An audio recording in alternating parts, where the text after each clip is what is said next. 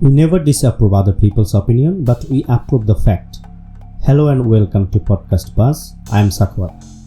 In this episode, I will discuss what theory is, difference between hypothesis and theory.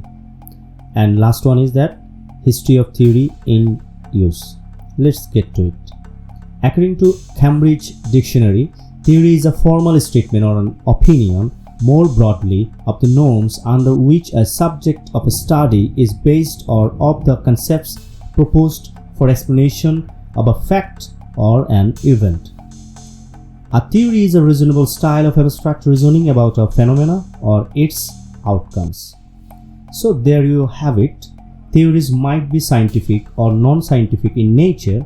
Depending on the setting, the outcomes might include generic explanations of how nature works.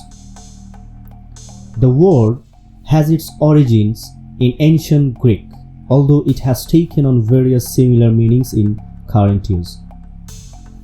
Let's talk about theory in modern science. In contemporary science, the term theory refers to scientific theories which are well-confirmed types of explanations of nature created in a fashion consistent with scientific method and meeting contemporary science's requirements.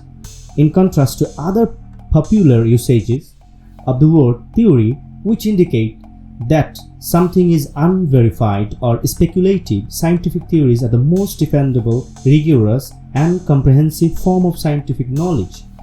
Scientific theories differ from hypotheses, which are individual experimentally tested assumptions, and scientific laws, which are descriptive descriptions of how nature operates under particular situations.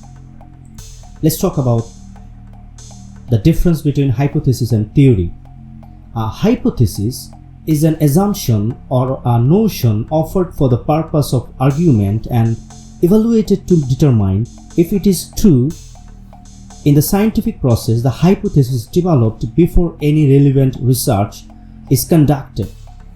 With the exception of a basic background study, you pose a query, research previous research, and then formulate a hypothesis. A hypothesis is often speculative. It is an assertion or proposal made only for the purpose of being tested. A theory, on the other hand, is a concept created in an attempt to explain facts that have already been supported by facts. It appears in the titles of a number of scientifically recognized ideas, including the Big Bang Theory. It is thought to be more likely to be true than a hypothesis because of the rigors of testing and control. However, in non-scientific context, hypothesis and theory are frequently used interchangeably to signify just a notion, conjecture, or intuition, with theory being the more popular option. Let's talk about distinction between theoretical and practical frame. A classical instance of the difference between theoretical and practical employs the field of medicine.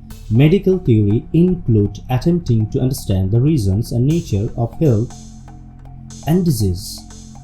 But the practical side of medicine entails attempting to keep people well. These two concepts are connected but not mutually exclusive, because it is possible to study health and illness without healing individual people, and it is conceivable to cure a patient without understanding how the treatment works. Okay, let's talk about history of theory in use.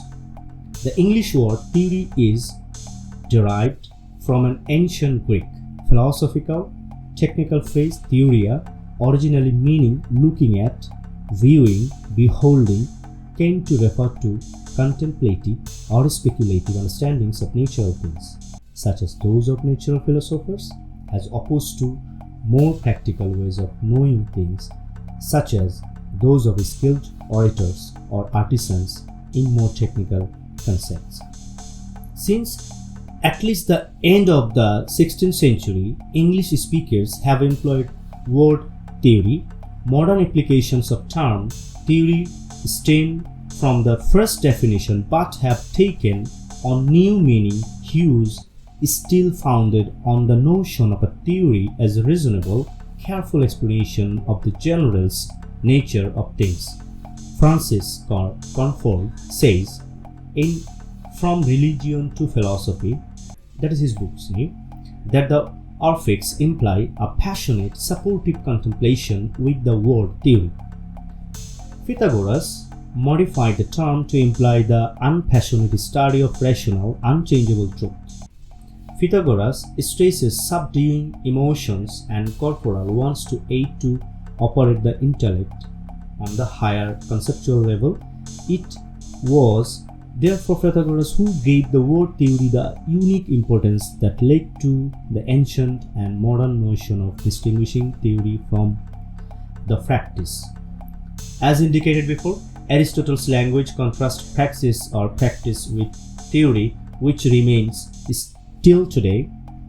Practice and theory are both taught for Aristotle, but their purpose differ. Through theory, people don't move or affect things such as nature, thus they don't have a goal otherwise than themselves and information that they contribute to generate.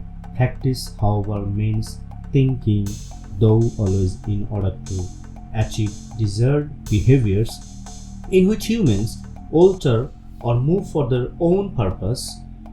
Any human movement that does not entail a deliberate choice and thought cannot be an example of practice.